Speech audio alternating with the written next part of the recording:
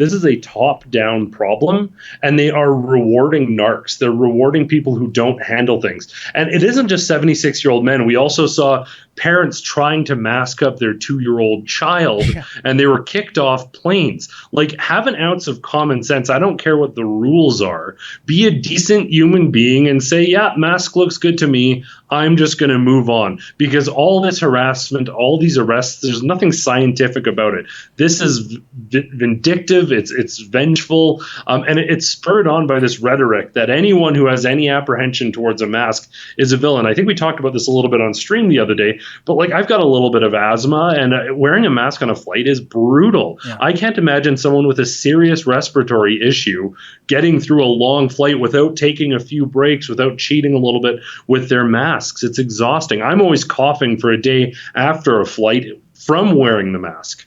No, it is bizarre to me. I still see young, healthy people outside jogging, riding a bicycle, and they're masked up. And it is baffling. But you said it's not scientific, and I agree with you, Adam. As you mentioned, it's a long-haul flight.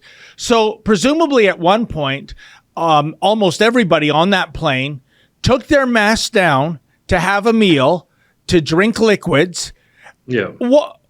How do you sell that? I mean, is it that the coronavirus respects people who are hungry and thirsty and will lay off infecting them?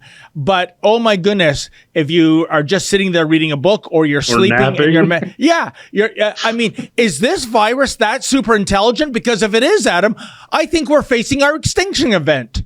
Yeah, we should just phone it in. There's no point fighting back anymore. It's so... It is, I know, I said it's anti-scientific, but it is almost religious.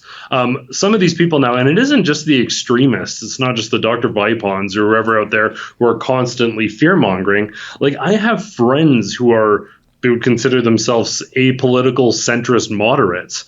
They literally still are preaching, and this is the fault of mainstream media, they're preaching the horrific Spanish flu level talk and early fears surrounding COVID-19 that were debunked like 3 months into it. Even when Dr. Dina Hinshaw or Bonnie Henry or any other mainstream Tamara, whoever it may be, they say, Dr. Tam, they say, well, this isn't the situation anymore. We're moving to this. They don't adopt the new best information, even when it's from health officials. They're still echoing those religious talking points about how, well, COVID's going to kill us all. And the fact I wear a mask, that makes me one of the sort of elect. I think that's the crux of this. You know what? One last question on this, Adam, because we're running out of time. I think you said something very profound there, that it's almost religious. And I tend to agree with you. When I see somebody at this day and age still masking up, I look upon them much like you'd see a Muslim lady wearing a hijab, a Christian wearing a cross, a Sikh gentleman wearing a turban. Basically, you're saying, I'm on Team Islam, I'm on Team Christianity, I'm on Team Sikhism. Except what this is, it's a symbol, I think, and I see it mostly with young people, the people that in yesterdecade used to revolt on campus against the man. Basically, they're sending a message. I'm pro-big government. I'm pro-big lockdowns. I'm pro-clamping down on our rights because the government is saying this is the best thing to do. The medical necromancers, as our good friend Sheila likes to call them, is saying this is the way to go.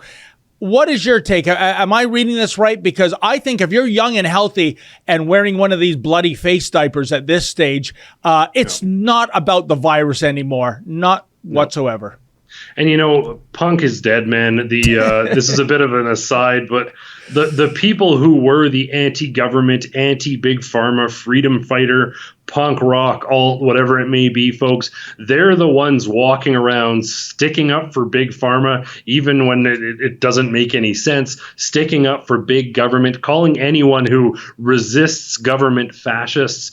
They have absolutely and completely lost the plot, lost their roots. Don't get me wrong, there are people within those movements who have sort of moved over to the side of freedom, which is what which was what that was all about. But yeah, we've gone down a troubling road, and it's sad to see how many people who were once the very people to question this sort of thing, to take a stand, to be the voices opposing government overreach, while they're buying in. There's the old SLC punk to quote it. I didn't sell out, son. I bought in. Keep that in mind. Well, these guys bought in hard. I doubt many of them are investing in Pfizer, but the folks who are certainly celebrating that.